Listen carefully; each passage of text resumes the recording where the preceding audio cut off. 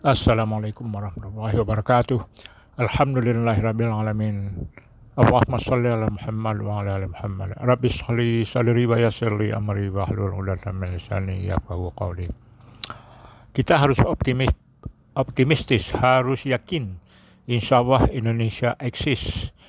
Indonesia terang. Karena bagaimanapun kalau Indonesia ini gelap, kita tidak yakin, tidak optimis atau kita pesimis, maka sesungguhnya kita termasuk salah seorang yang membuat Indonesia ini gelap atau tenggelam. Jadi janganlah kita pesimis terhadap negara kita.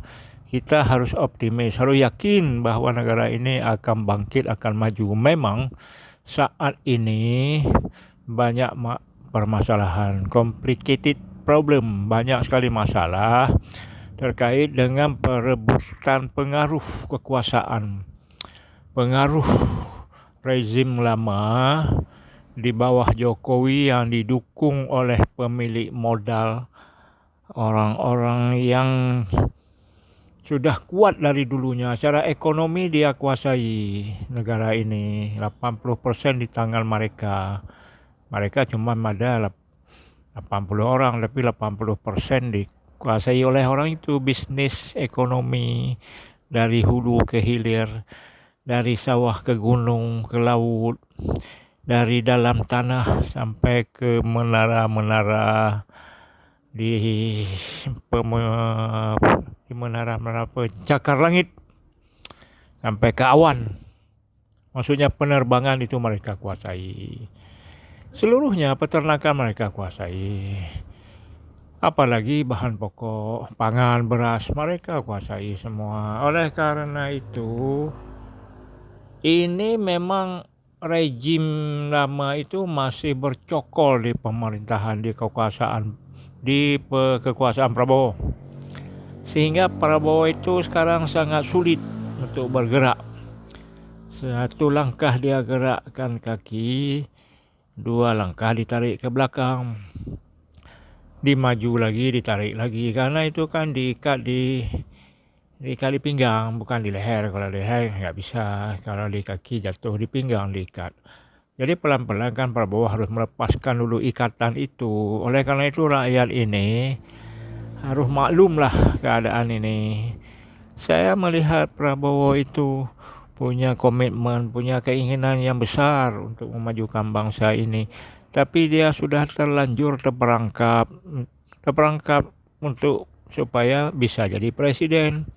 Setelah jadi presiden, dia harus mengikuti arus atau ombak kemana arah dibawa.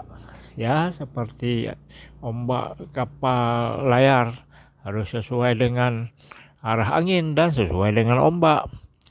Bisa dilawan angin, bisa dilawan ombak, tapi kan harus pelan-pelan, harus serong. Tidak bisa dihantam secara berlawanan. Jadi ini semua rakyat harus memakluminya. Terus menekan supaya Jokowi atau rezim lama itu diproses secara hukum, itu harus cuma harus lihat situasi dan kondisi. Para pengamat, para LSM, aktivis itu juga saya melihat hanya keras suara di media. Tapi untuk mengumpulkan massa tidak bisa. Ini persoalan akar rumput.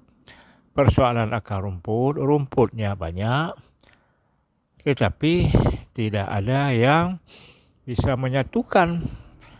Ya seperti sapu lidi lah, seperti lidi kalau 1 biji untuk congkel gigi, kalau 2-3 biji untuk nyapu debu.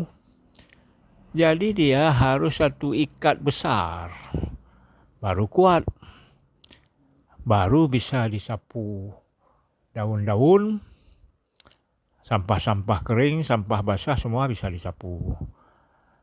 Dan ikatannya harus kuat, ikatan lidi-lidi itu.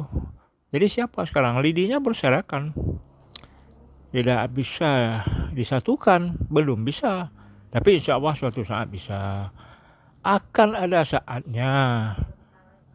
saatnya yang zalim itu pasti hancur. Cuma jangan terlalu lama, jangan setiap hari kita mengingat-ingat atau menyatakan bahwa yang zalim yang jahat akan hancur. Harus ada gerakan langkah maju ke depan, langkah maju ke depan, terus berupaya menyatukan barisan,